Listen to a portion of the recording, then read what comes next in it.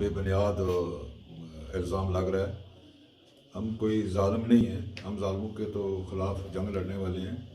تو ہمارا ایک احتجاج تھا، جو غریب لوگوں کو آٹا نہیں مل رہا تھا، اور گورنمنٹ سے احتجاج تھا۔ گورنمنٹ کے آگے ہم نے بہت ریکویسٹ کی، لیکن ہماری بات نہ مانی تھی۔ احتجاجاً ہم نے بھوک ہڑتال کی۔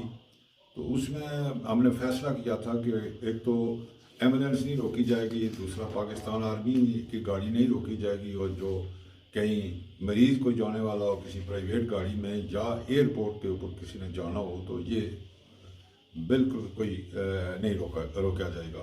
تو اس پر عمل ہوا ہے۔ تو یہ ایک ڈیتھ ہوئی ہے، وہ ہماری بہن تھی، اس کا ہمیں افسوس ہے۔ لیکن کئی بار یہ راستے میں جو بیمار ہو اسپتال میں لے جاتے رہے ہیں، لیکن ڈیتھ ہوتی ہے جگہ جگہ راستے میں۔ آج تک یہ پرابلم تو ہے نا، اسپتال میں ڈیتھ ہوتی، اس سے پیچھے ہو جاتی۔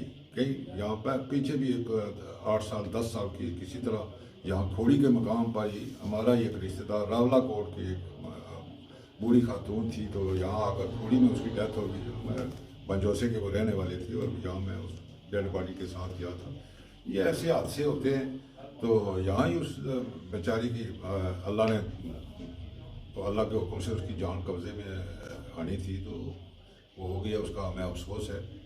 تو یہ فضول باتیں جو کرتے ہیں لوگ، فضول باتوں سے یا ان چیزوں سے میری شہرت کبھی نہیں ضائع ہوتی، نہ کمزور ہوگی۔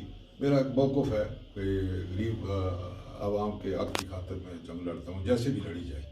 تو یہ میرا پیغام ہے۔ تو یہ فالتو جس نے کوئی بکواس کرنا ہے تو وہ کرتا رہے، میری صحت پر کوئی اثر نہیں ہوگا۔ مہربانی۔